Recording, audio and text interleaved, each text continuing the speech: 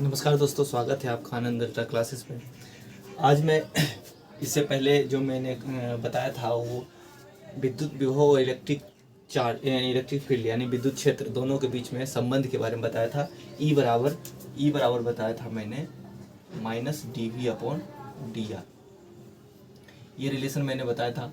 देखिए इसका एक चीज़, ये एक सदिश राशि होता है। ये क्या है? सदिश राशि है। इसका दिशा होता है, चूंकि ये विद्युत क्षेत्र है, विद्युत क्षेत्र का दिशा होता है ना।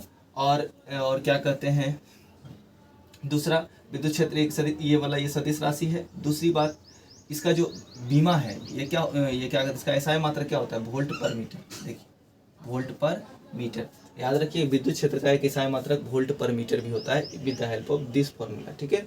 और विद्युत क्षेत्र का एक और एसआई मात्रक होता है न्यूटन पर कूलम होता है ना, न्यूटन पर कूलम होता है। और आप जाइएगा बाद में पढ़िएगा, एक और फॉर्मूला होता है फाई बराबर होता है EDS। आप शायद पढ़े होंगे, है ना, EDS। तो ई बराबर बताइए क्या हो गया? फाई का क्या होता है? वेबर होता है। और ये क्या हो गया? मीटर एरिया होता है, EDA होता है। इसको आप DA लिखें चाहे DS लिखें, वही, यानी कि वेबर पर मीटर स्क्वायर होता है। यानी कि विद्युत क्षेत्र का आप 3 एसआई मात्रक पढ़ लिए, न्यूटन पर वोल्ट पर मीटर, न्यूटन पर कूलम, और दूसरा वेबर पर मीटर स्क्वायर, ठीक है। तो आप इस तरह से भी जान सकते हैं। 3 फॉर्मूला आपसे ऑप्शन में दे देगा कि इनमें से कौन सा विद्युत क्षेत्र का एसआई मात्रक नहीं है, तो इसमें से 3 फॉर्मूला दे देगा, ये वाला दे देगा, चौथा एक और, तो आप दूसरा बना सकते हैं, ठीक है।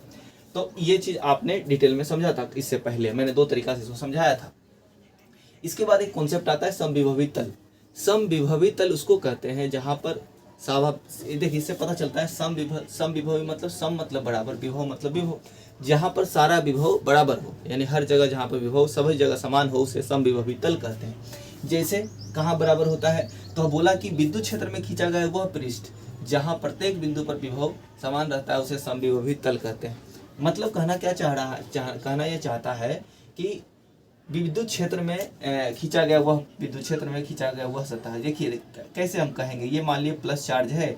इस प्लस चार्ज के कारण आपको मैंने बताया था कि विद्युत क्षेत्र रेखाएं कुछ इस तरह से निकलती है। सॉरी, ये 90 डिग्री पर हमेशा निकलती है, याद रखिएगा। हमेशा क्या निकलता है? 90 डिग्री। मैं फिर से इसको बना देता हूँ। ये प्लस से चार्ज है, मान लीजिए इससे ऐसे निकला, और इससे मान लीजिए कुछ इस तरह से निकला, इससे कुछ इस तरह से निकला, और इससे कुछ इस तरह से निकला, ये इस तरह से गया और कुछ इस तरह से गया। ये मान लिया जाए आपका विद्युत क्षेत्र रेखा है कुछ इस तरह से, है ना, इस तरह से खींचा हुआ है। ये विद्युत क्षेत्र रेखा का डायरेक्शन बाहर की तरफ आप जानते हैं, क्योंकि प्लस है, प्लस से बाहर निकलता है। अब समविभवी तल हम यहाँ कैसे बना सकते हैं? समविभवी तल, एक चीज याद रखिए, समविभवी तल हमेशा विद्युत क्षेत्र से लंबवत होता है, परपेंडिकुलर होता है। यानी कि जो इक्विपोटेंशियल जो आप तल बनाएंगे, हमेशा याद रखिएगा विद्युत क्षेत्र के हमेशा लंबवत बनाएंगे। तो कि कैसे बनाया जाता है? तो विद्युत क्षेत्र के लंबवत बनाएंगे तो देखिए ये वाला, ये रहा पॉइंट 90 डिग्री। इसको बनाने के लिए आपको ऐसे करना होगा, इसको बनाने के लिए आपको ऐसे करना होगा, इसको बनाने के लिए आपको ऐसे, इसको बनाने के लिए ऐसे, इसको बनाने के लिए ऐसे, इसको बनाने के लिए ऐसे। तो हम तो अभी जान रहे हैं इतने लाइन से, लाइन्स तो बहुत सारे होते हैं, आप सबको मिलाइएगा, नहीं तो आप एक सर्कल बना लीजिएगा यहाँ पर इस तरह से, ऐसा। जब ये सर्कल बन जाएगा कुछ इस तरह से, तो आप देखिए गोल बन जाएगा ये इस तरह से। ये वाला समविभवी तल है। पूछिएगा कैसे यहाँ पर कैसे बताएंगे? तो बताएंगे वोल्टेज सेम होता है। आप अभी मैं इसको बताता हूँ, डिटेल में समझाता हूँ। देखिए ये समविभवी तल है, ये भी क्या है? समविभवी तल है। ये भी क्या है? तो बोलेंगे समविभवी तल है। ऐसा क्यों हो रहा है?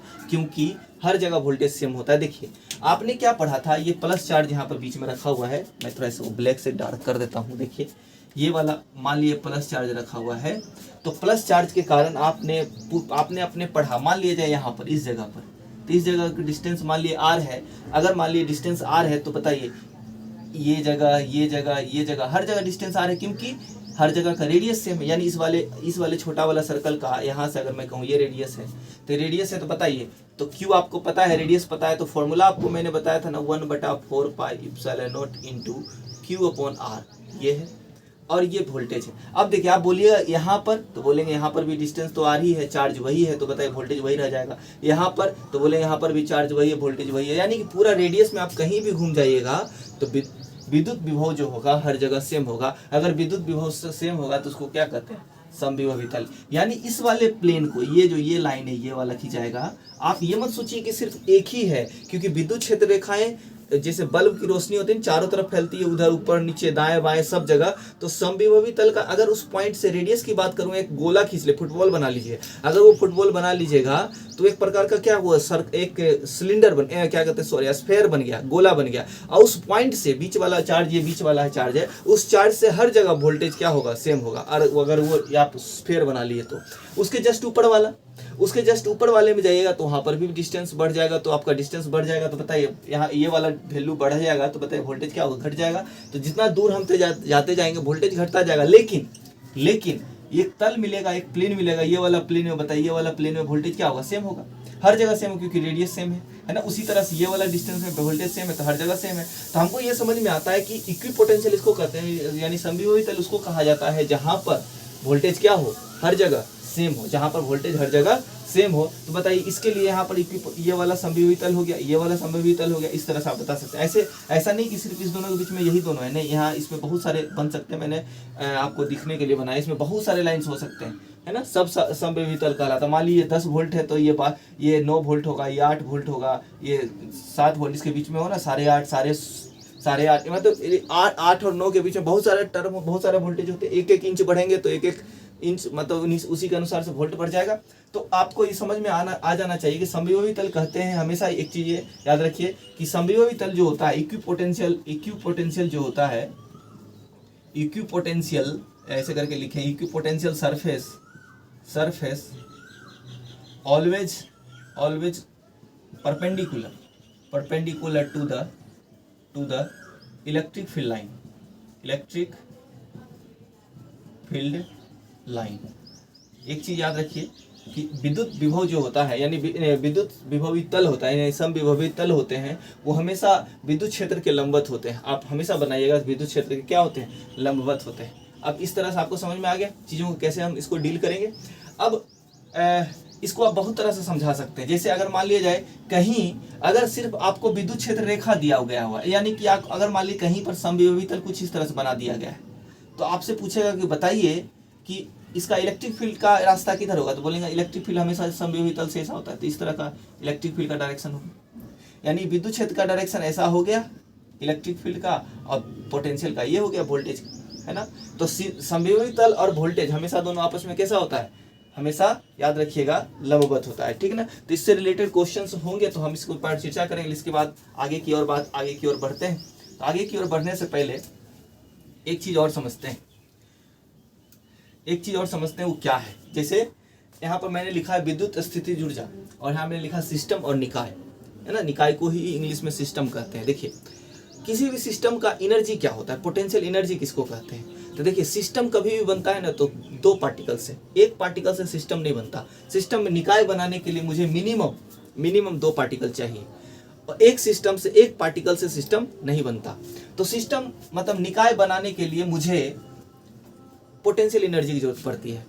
बोलेंगे क्यों पोटेंशियल एनर्जी क्यों जरूरत पड़ती है, बोलेंगे कि जैसे अगर मान लीजिए ये एक पेन है, इस पेन में ये अलग सिस्टम था, ये अलग सिस्टम था। चूंकि अगर मैं इसको एक मान लूँ, इसको एक मान लूँ, तो ये अलग अलग सिस्टम था। जब मैंने इसको मिला दिया तो मुझे इसको मिलाने के लिए मुझे एक वर्क करना पड़ता। अब ये एक हो गया, अब ये सिस्टम हो गया क्योंकि 2 पार्टिकल से बना हुआ है। अभी मैंने एक बनाया 2 सिस्टम, लेकिन इसको बनाने के लिए मुझे क्या करना पड़ा, इसको बनाने के लिए मुझे एनर्जी देना पड़ा। मैं जो एनर्जी इसके अंदर देता हूँ, ये एनर्जी इसके अंदर स्टोर हो गया। ये स्टोर कैसे हो गया, तो बोलेगा कैसे स्टोर हो गया सर, तो बोलेगा स्टोर हो गया। कैसे स्टोर हुआ है, क्योंकि अब जब इसको सिस्टम को अलग करेंगे तो मुझे उतना ही फोर्स लगा करके वापस खींचना पड़ेगा जितना मैंने इसको लगाया था। अगर मैं इतना लगाया हूं इसके अंदर, तो वो वाला एनर्जी क्या कहलाता है, तो वो एनर्जी कहलाता है इस सिस्टम का स्टोर्ड सिस्टम का पोटेंशियल एनर्जी। सिस्टम का क्या, पोटेंशियल एनर्जी। वही लिखा हुआ है कि विद्युत स्थितिज ऊर्जा। चूंकि यहाँ पर चार्ज है, यहाँ पर कोई कण नहीं है, द्रव्यमान नहीं है, इसलिए मैं इसको द्रव्यमान के रूप में नहीं बता सकता हूँ। यहाँ पर बता सकता हूँ चार्ज के रूप में कि 2 चार्ज, एक प्लस एक माइनस है। अगर मान लिया दोनों प्लस है और प्लस है, दोनों को मैं पकड़ के चिपका दिया हूँ ऐसा करके, ये रहना छोड़ूंगा क्या, रहेगा क्या, नहीं, ये भागेगा। कितना एनर्जी भागेगा, जितना एनर्जी में इसको दबा के रखा था। तो वो जो एनर्जी मैं दे रखा था, तो वो एनर्जी स्टोर करके रख लेता है अपने अंदर चार्ज को। चार्ज स्टोर कर लिया। अब जो वो स्टोर कर लिया, अब हम जैसे ही छोड़ेंगे, ये रिपल्सन के कारण भागेगा दूर, दोनों चार्ज भागेगा दूर। अगर दोनों चार्ज भागा है दूर तो कितना एनर्जी से भागेगा, तो जितना एनर्जी मैं इसको दिया हूं तो वो कहाँ गया था, एनर्जी इस दोनों चार्ज में स्टोर हो गया था, इस दोनों चार्ज में स्टोर हो गया था। ये चीज आपको ध्यान में समझना होगा, ध्यान से समझना होगा कि स्थितिज ऊर्जा किसी भी इलेक्ट्रिक सिस्टम में चार्ज में स्टोर कर देता है एनर्जी को, ठीक है। तो कैसे एनर्जी को स्टोर करता है, हम यहाँ पर फॉर्मूला को के रूप में इसको समझते हैं कि मान लिया जाए एक पार्टिकल चार्ज यहाँ रखा हुआ है और एक चार्ज यहाँ रखा हुआ प्लस में। अब मान लीजिए इन्फिनाइट पे रखा हुआ है तो इसको कोई फर्क नहीं पड़ेगा क्योंकि सिंगल पार्टिकल का एनर्जी इसमें नहीं रहता जमा, ठीक है, ये एनर्जी नहीं रहता। अब क्या हुआ, ये चार्ज को ना, ये Q1 मान लीजिए, ये Q2 मान लीजिए, Q1 से ना Q2 की तरफ जैसे हम लाएंगे ना तो ये भी भाग जाएगा, जबकि हम इसको हिला रहे हैं भाग जाएगा ये। क्यों ऐसा हो रहा होगा इसमें, क्योंकि जैसे मैं इसको लाऊंगा इसके सामने रिपल्सन के कारण ये भागेगा, इसको मैं पकड़ूंगा इसको उधर ले जाऊंगा तो ये भाग जाएगा। क्यों, रिपल्सन के कारण।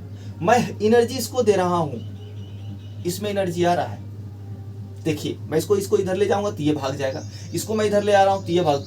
क्यों ऐसा क्यों, क्योंकि अब ये सिस्टम बन गया।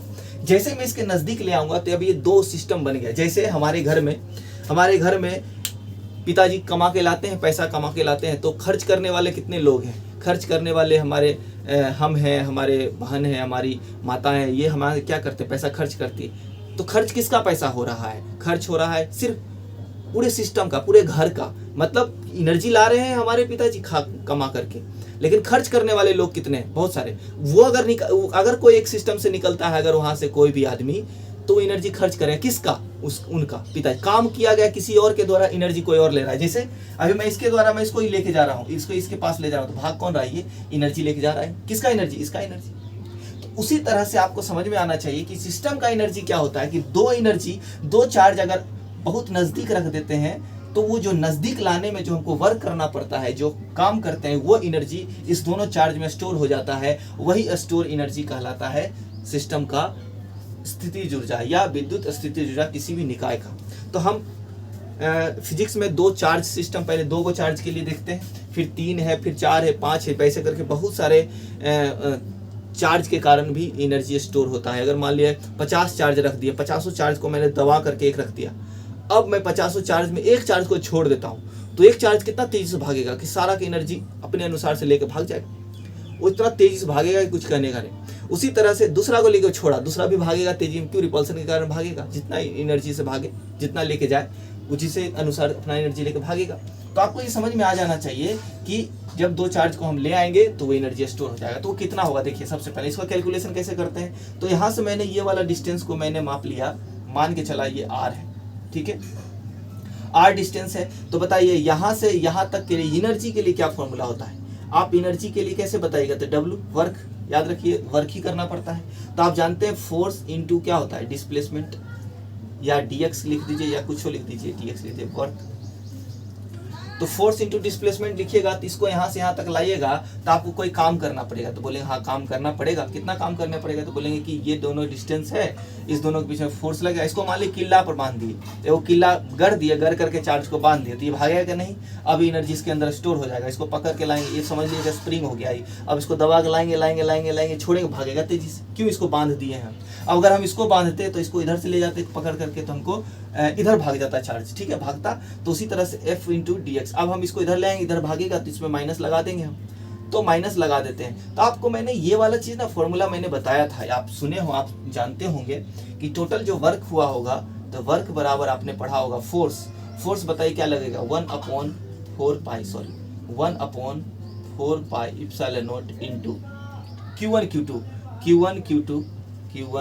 Q2 अपॉन, अगर मान लीजिए ये डिस्टेंस है ना, थोड़ा सा डिस्टेंस ट्रेवल करवाए, 1/4 पाई इंटू क्या लिखेंगे, R², क्या लिखेंगे, फॉर्मूला होता है फोर्स इंटू क्या लिखेंगे, dr। क्यों करेंगे dr, या अगर मान लीजिए चाहिए आप, अगर मान लीजिए थोड़ा सा डिस्प्लेसमेंट करते हैं, मान लीजिए थोड़ा सा और डिस्प्लेसमेंट कर देते हैं, यहाँ से लेकर के कुछ डिस्टेंस ट्रेवल कराते हैं, मान लीजिए उस जहाँ तक ले आते हैं उसको, पहले ये पॉइंट था क्या कहते हैं x, ठीक है, मान के चलिए। इसको जब थोड़ा सा हम खिसकाते हैं तो वो जो खिसकाए हैं मान लीजिए कितना dx, क्या खिसकाए, वही जो खिसकाए हैं dx, ये किया कराया हुआ है। अगर आप पीछे वाले वीडियो देखिएगा तो आपको कराया हुआ है, आपको मैंने फोर्स के लिए बताया था। चलिए ये वाला हो गया, इनटू क्या लिखिएगा, 1/4 पाई x² लिख दीजिए, है ना, यहाँ पर x² लिख दीजिए। अब जैसे एक्स स्क्वायर लिखिएगा तो dx है आपके साथ, ये रहा dx हो गया। अब उसको ना अपने रेंज में लाए, मान लिए इसको खींच करके थोड़ा सा डिस्प्लेसमेंट किए तो आर के रेंज में लाए, कहाँ से लाए, इन्फिनाइट से। तो वर्क बराबर आपने लिख लिया, इस फॉर्मूला सब साइड कर लीजिए, Q1 Q2 upon 4 pi epsilon not, और ये निकल गया 1 अपॉन एक्स स्क्वायर इंटू क्या हो जाएगा dx। कहाँ से कहाँ तक बोलेंगे, इन्फिनाइट से चले थे, कहाँ तक गए, आर तक, रेडियस तक चले गए, ठीक है। और कैसा था साइन, माइनस में सा था, माइनस में सा था, माइनस में था साइन, ये W हो गया। अब बताइए W बराबर क्या लिखे हैं हम, W बराबर हम लिखेंगे 1 अपॉन एक्स स्क्वायर का डिफरेंशियल मैंने आपको बताया था माइनस ऑफ एक्स होता है, माइनस ऑफ 1 बाई एक्स होता है, याद रखिएगा, ये हमेशा याद रखिएगा, इसका डिफरेंशिएशन होता है माइनस ऑफ 1 अपॉन एक्स, ठीक है, क्योंकि 1 बटा एक्स का डिफरेंशिएशन होता है माइनस 1 अपॉन एक्स स्क्वायर, इसलिए 1 बटा एक्स स्क्वायर का इंटीग्रेशन होगा 1 बटे एक्स। आप जानते हैं डिफरेंशिएशन इंटीग्रेशन का जस्ट अपोजिट होता है, ठीक है। तो 1 अपॉन एक्स स्क्वायर होगा तो इसका इंटीग्रेशन क्या हो जाएगा, बोलेंगे माइनस ऑफ एक्स, माइनस पहले से है तो ये हो जाएगा Q1 Q2 upon 4 pi epsilon naught into, इसको लिखेंगे 1 अपॉन आर, चूँकि एक 1 अपॉन एक्स माइनस बाहर निकाल लिया हूँ, माइनस बाहर निकाल प्लस कर लिया हूँ, और इन्फिनाइट से लेके आर तक। जैसे मैं इन्फिनाइट से लेके आर तक जाऊँगा तो आप देखिएगा Q1 Q2 upon 4 pi epsilon naught into आप क्या लिखिएगा 1 अपॉन आर, क्योंकि माइनस 1 अपॉन इन्फिनिटी लिखिएगा तो 0 हो जाएगा। तो आपका फाइनली जो वर्क का फॉर्मूला आया, तो वर्क का जो फॉर्मूला आया वो कहलाया 1 upon 4 pi epsilon naught into Q1 Q2 upon R, Q1 Q2 upon R. क्या आर स्क्वायर है तो बोलेंगे नहीं, एनर्जी है तो W होगा। अच्छा, ये जो वर्क किया गया है ना वही एनर्जी कहलाता है, वही एक डिफिनेशन ही है इसका कि किसी भी निकाय का ऊर्जा, क्योंकि आप जानते हैं कार्य का ऐसा मात्रक भी ऊर्जा होता है, और हीट का वो तो होता है ऊर्जा ही होता है, पोटेंशियल एनर्जी का ऐसा मात्रक भी जूल होता है, यानी कोई भी ऊर्जा हो उसका एनर्जी ऐसा मात्रक जूल ही होता है। तो आप जानते हैं वर्क जो हमारा है वो कहाँ स्टोर हो गया, तो बोले इस दोनों चार्ज में स्टोर हो गया। इसी को ना हम वर्क को ही हम यू कहते हैं, यू मतलब एनर्जी, पोटेंशियल एनर्जी से नाम दे देते हैं। तो क्यों दे देते हैं, क्योंकि बोलते हैं ये जो वर्क किया गया है वो कहाँ गया, एनर्जी इसी दोनों में स्टोर हो गया। इसको पकड़ के रखे हुए हैं, कब जब 10 घंटा तक रख दिए तो 10 घंटा तक इसके अंदर एनर्जी स्टोर रहेगा, जैसे ही छोड़ेंगे भागेगा। चाहे आप 10 साल तक इसको पकड़ के रखिए कोई दिक्कत नहीं, आप इसको पकड़ करके, जैसे आप देखते हो ना कुत्ता का पूंछ को टेढ़ा है, उसको आप ना पाइप के अंदर डाल दीजिए और 10 साल तक अमेरिका चल जाइए, अमेरिका से घूम के आइए, उसको खोलिए, देखिए पूछ सीधा होगा क्या, नहीं, टेढ़ा टेढ़ा रहेगा, क्योंकि एनर्जी उसके अंदर स्टोर हो गया। वो स्टोर हमेशा स्टोर ही रहेगा, जब तक आप छोड़ के जाइएगा नहीं, छोड़िएगा नहीं, फिर छोड़िएगा तो सीधे बाहर निकलेगा, उसे ही जैसे था, है ना। इसलिए कुत्ता का पूंछ टेढ़ा सीधा नहीं होता, ठीक ना, वही चीज है। 1 upon 4 pi epsilon not Q1 Q2 बटे आर स्क्वायर, इसलिए एनर्जी बराबर हो गया मेरा formula 1 upon 4 pi epsilon naught into Q1 Q2 upon क्या लिखेंगे R, this is the formula. अब आप देखिए ये किसके लिए एनर्जी का फॉर्मूला है, कि 2 पॉइंट चार्ज के बीच में स्टोर एनर्जी का फॉर्मूला है, यानी पोटेंशियल एनर्जी का फॉर्मूला है, यानी स्थितिज ऊर्जा का फॉर्मूला है। अब एक चीज समझ में आता है हमको कि ये किस पे डिपेंड कर रहा है, तो Q1 Q2 दोनों पर, और दोनों के बीच के डिस्टेंस पर। अच्छा, ऐसा हुआ तब आपको मैंने बताया था ना कि आप एनर्जी कोई भी स्टोर करके लाए, Q लेके आए तो उसको बर्बाद Q2 भी कर सकता है, Q2 लेके आए तो बर्बाद Q1 भी कर सकता है, लॉस वो भी कर सकता है। आप इसको किला में बांध दिए, इसको पकड़ के लाए, यहाँ रखे, इसकी लाभ खोल दिए, ये भाग जाएगा, है ना। तो इसी तरह से एनर्जी किसी भी 2 चार्ज सिस्टम में एनर्जी स्टोर हो सकता है। ऐसे करके 2 चार्ज हुए, अगर मान लिया जाए 3 चार्ज हो गया तो कैसे एनर्जी स्टोर होगा, 4 चार्ज हो गया तो कैसे एनर्जी स्टोर होगा, अगर तीसरा आदमी आ गया तो क्या होगा, मैं उसके बारे में थोड़ा सा डिटेल में समझाता हूँ। मैं बस कुछ नहीं करूंगा, ये फॉर्मूला यही लूंगा और हर बार मैं इसी को इस्तेमाल करूंगा। देखिएगा डेरिवेशन यही है, इसी तरह से डिराइव किया जाता है, ठीक है। चलिए इसको मैं थोड़ा सा मिटाता हूँ, इसके बाद मैं 3 पॉइंट ले लेता हूँ, उसके बाद अब बाकी आप सब तो समझदार हैं ही, आप सब कर सकते हैं इसको इस तरह से। क्वेश्चन देखिए कैसे बनाते हैं इसको, तो थोड़ा सा और देख लीजिए। जैसे मान लिया जाए ये पॉइंट मैंने एक यहाँ लिया, एक यहाँ लिया, एक यहाँ लिया, मान लिया जाए ये Q1 है, ये मेरा Q2 है, ये मेरा Q3। अब मैं किसी भी तरह से ये 2 पॉइंट को, 2 चार्ज को पहले से ला करके बांध दिया था किला में, इसको लेके गया, छोड़ा तो ये भी भाग गया। अगर मैं इसको लेके गया, इसको यहाँ पर नजदीक ले गया, इसको छोड़ा, ये भाग जाएगा। इसको बांध दिए है, इसको भी बांध दिए, तो इसको छोड़ेंगे, ये भाग जाएगा। तो कहीं ना कहीं क्यों भाग जाएगा, क्योंकि तीनों चार्ज है, तीनों प्लस में है। या तो अगर माइनस में होता खींच लेता, खिंचा जाता, क्यों खींच लेता भाई, जब तो हम तो इसको कुछ किए ही नहीं, हम तो इसको ला रहे थे, एनर्जी इस पे कैसे आ गया, ये अपने आप कैसे चलने लगा। तो उसी तरह से पोटेंशियल एनर्जी किसी भी सिस्टम में इसी तरह से आता है। इसका एनर्जी ये भी बर्बाद कर सकता है, इसका एनर्जी ये भी बर्बाद कर सकता है, इसका एनर्जी ये कोई भी बर्बाद कर सकता है। तो कितने तरीका से हम इसको बर्बाद कर सकते हैं देखिए। तो अब सबका डिस्टेंस हो सकता है, तो इसका डिस्टेंस का नाम दे दिए क्यू r12, इसका नाम दे दिए हम r13, इसका नाम दे दिए हम r23, दे दिए। तो इस तरह से आप देखिए कैसे कैसे आप इसको कंबाइन कर सकते हैं। तो बताइए, ये वाला इस पे फोर्स लगा सकता है, यानी ये दोनों खींचा सकता है, ये वाला इसको खींच सकता है, ढकेल सकता है, ये वाला इसको ढकेल सकता है। और सोचिए तो इसको कितने तरीका से हम बता सकते हैं। तो बोलेंगे एनर्जी, टोटल एनर्जी किसके किसके कारण, तो बोलेंगे एनर्जी 1 2 के कारण, इसके कारण, ये दोनों एक दूसरे खींच सकता है, प्लस एनर्जी 1 3 के कारण, तो बोलेंगे हाँ ठीक है अच्छी बात है, ये इसके कारण भाग सकता है, प्लस एनर्जी U2 3 इसके कारण। क्या आप भाग सकता है दूसरा तरीका से, तो बोलेंगे नहीं, और तो कोई तरीका है ही नहीं। तो बोलेगा इसका हुआ, तो बोले हाँ हुआ। तो भाई 2 3 लो या 3 2 लो, बात बराबर ही है, आप रिपीट मत नहीं कर सकते हैं।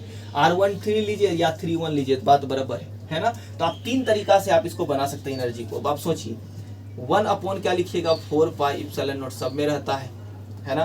तो बताइए इसको लिखिएगा क्या, Q1 Q2, 1 2 के कारण Q1 Q2, और इसका डिस्टेंस कितना है R12, प्लस चूंकि अदिश राशि होता है इसलिए आप जैसे लिख सकते हैं नॉर्मल, कोई दिक्कत नहीं। 1 3 है, ये 1 3 हो गया, तो Q1 Q3 अपॉन क्या लिखेंगे R13, फिर प्लस क्या लिखिएगा, अब 2 3 है तो 2 3 ये रहा, तो Q2 और Q3 हो जाएगा अपॉन R23।